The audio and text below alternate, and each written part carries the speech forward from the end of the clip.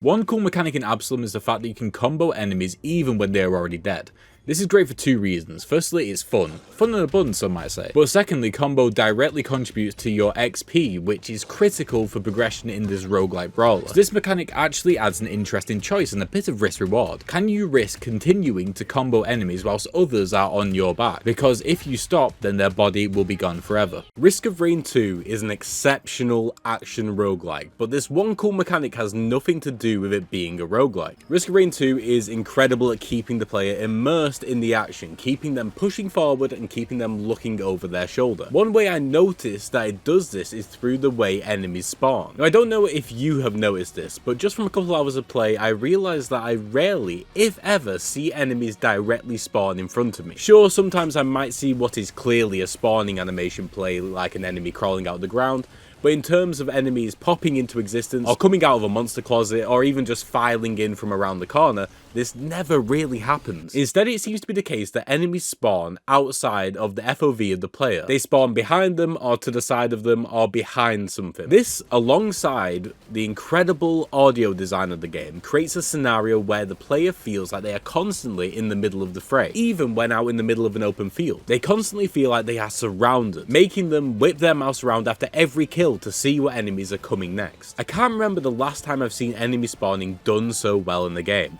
One cool mechanic in Rampage Knights is the lockpicking game. So this game, Rampage Knights, which originally came out in 2015 and with no disrespect, looks like it did as well, has a mechanic which I haven't seen in any other action roguelike I've played, and that is the lockpicking minigame. So when you enter certain rooms in Rampage Knights, you might find a chest, and to unlock it, you need to pick the lock by timing button presses when the key is above the golden pins. The key moves on its own, so you are at the mercy of its speed, and if you fail, you restart from the beginning of the minigame. What makes this a cool mechanic is the fact that these chests are available at any time, not just when you've killed all the enemies in the room. So if you're in desperate need of a heal or a buff, you can chance it on completing the QTE flawlessly in order to save yourself, or it might just be the nail in the coffin. One cool mechanic in wordplay is the way the plays work. Plays are essentially turns, which translates to the amount of words you can submit per round in order to get the score you need in order to progress. However, it's how this roguelike spelling game uses plays to influence the player's decision. If you run out of plays, your run is over, like I said. So right there, the game is forcing the player to try and make the most out of every word that they play. Now, this just isn't through spelling, but through the perks and abilities you get along the way, each of which are designed to get the most out of your letters in different ways, and building what is essentially a deck of abilities around certain goals. And doing that will help multiply your scores much higher than what would otherwise be possible. Now, without the threat of the play system looming, these decisions wouldn't be nearly as interesting. On top of that, we have a smaller mechanic, such as a reroll mechanic at the shop, where you can spend a play in order to reroll the shop. Now, this sounds very basic, but actually I think it's quite nuanced. The fact that you are looking for ways to reduce your total plays per round, being the perks, but to get the right perk you might need to spend plays, is really cool design.